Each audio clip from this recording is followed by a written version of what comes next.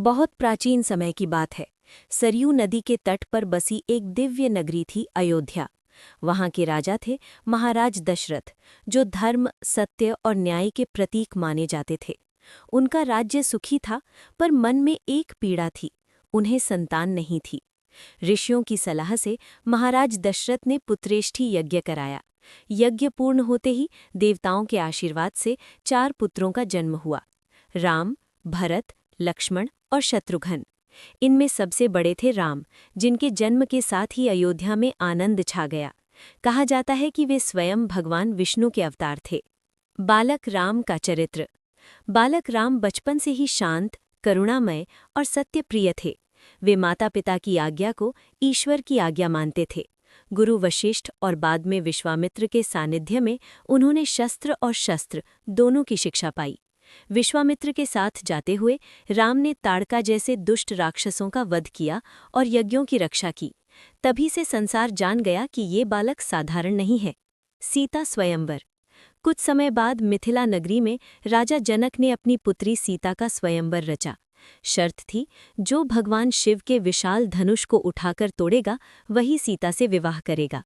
अनेक बलशाली राजा असफल रहे। अंत में श्रीराम आगे बढ़े। उन्होंने विनम्रता से धनुष उठाया और पल भर में उसे तोड़ दिया। पूरा सभागार जयकारों से गूंज उठा। सीताराम का विवाह धर्म और प्रेम का दिव्य प्रतीक बन गया। वनवसन का कठिन निर्णय। समय बीता। श्री राम के राज्याभिषेक की तैयारियां होने लगी, लेकिन तभी महारानी कैकेयी ने अपने पुराने 2 वरदान मांग लिए: भरत को राजगद्दी और श्रीराम को 14 वर्षों का वनवास। ये सुनकर राजा दशरथ टूट गए, पर वचन बंधन में थे। श्रीराम ने बिना किसी दुख या क्रोध के कहा, पिताजी का वचन ही मेरा धर्म है। माता सीता और भाई लक्ष्मण भी उनके साथ वन जाने का निश्चय कर लिया। तीनों ने राजमहल त्याग दिया और वन की ओर निकल पड़े। वन जीवन और सीताहरण। वन में श्रीराम ऋषियों की रक्षा करते रहे, तभी अधर्म का प्रतीक रावण छल से साधु बनकर आया और माता सीता का हरण कर उन्हें लंका ले गया। जब श्रीराम को ये ज्ञात हुआ तो वे भीतर से टूट गए, पर धर्म का मार्ग नहीं छोड़ा। सीता की खोज में वे दक्षिण की ओर बढ़े। हनुमान और वानर सेना। किष्किंधा में उनकी मित्रता हुई सुग्रीव और हनुमान से। हनुमान जी ने समुद्र लांघकर लंका जाकर माता सीता का पता लगाया और उन्हें श्रीराम की अंगूठी दी। लंका में हनुमान ने अपनी शक्ति दिखाई और लंका दहन किया। ये अधर्म के अंत की चेतावनी थी। राम रावण युद्ध। समुद्र पर सेतु बनाया गया। वानर सेना लंका पहुंची। भयंकर युद्ध हुआ।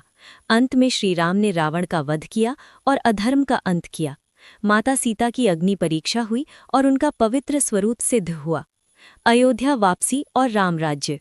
14 वर्षों के बाद श्रीराम अयोध्या लौटे।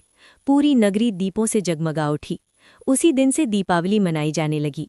श्रीराम का राज्याभिषेक हुआ और ऐसा रामराज्य स्थापित हुआ जहां कोई दुखी नहीं था, अन्याय नहीं था, सत्य और धर्म का शासन था। शिक्षा। श्रीराम हमें सिखाते हैं त्याग कैसे किया जाता है, वचन कैसे निभाया जाता है और धर्म के मार्ग पर कैसे चला जाता है। इसीलिए वे आज भी करोड़ों दिलों में बसे हैं। मर्यादा पुरुषोत्तम श्रीराम।